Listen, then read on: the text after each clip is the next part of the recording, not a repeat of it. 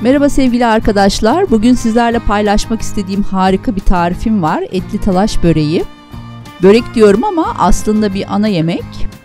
Milföy hamurun içerisinde fırında pişirdiğimiz nefis bir et ve üzerinde mozzarella ve kaşar peyniri.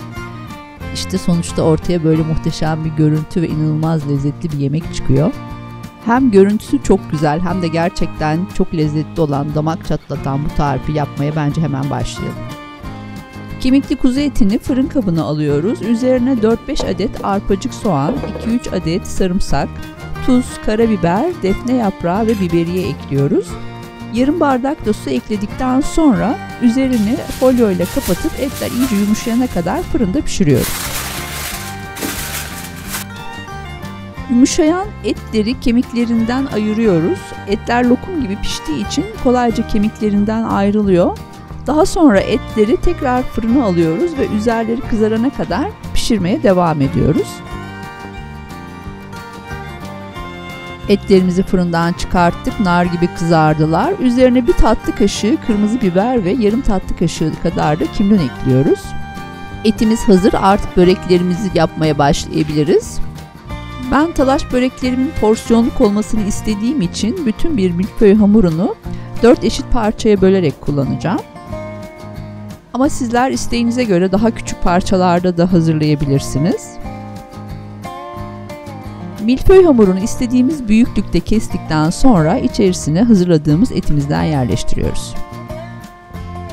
Hamurların yırtılmaması için etlerin çok sıcak olmamasına dikkat edin.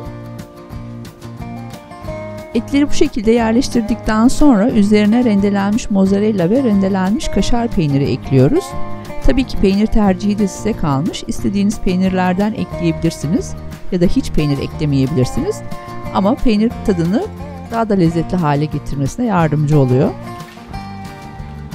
Milföy hamurlarını katladıktan sonra kenarlarından çatalla iyice bastırıyoruz ve yağlı kağıt yerleştirdiğimiz fırın kabına alıyoruz.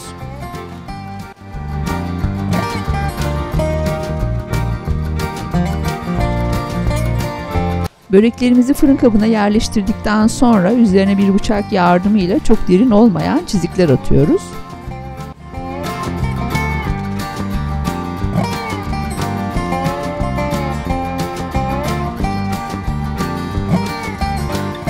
Son olarak yumurta sarısı sürdüğümüz böreklerimizi 180 derece fırında üzerleri iyice kızarana kadar pişiriyoruz.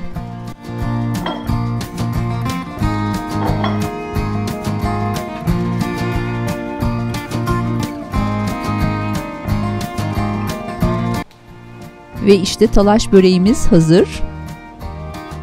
Siz de bu lezzetli böreği evinizde rahatça yapabilirsiniz. Gerçekten çok kolay ve çok pratik ve aynı zamanda çok gösterişli bir yemek.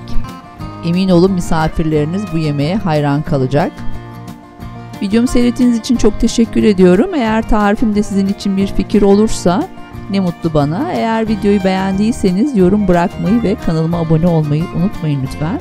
Bir sonraki videoda da görüşmek dileğiyle. Şimdilik hoşça kalın ve kendinize çok iyi bakın.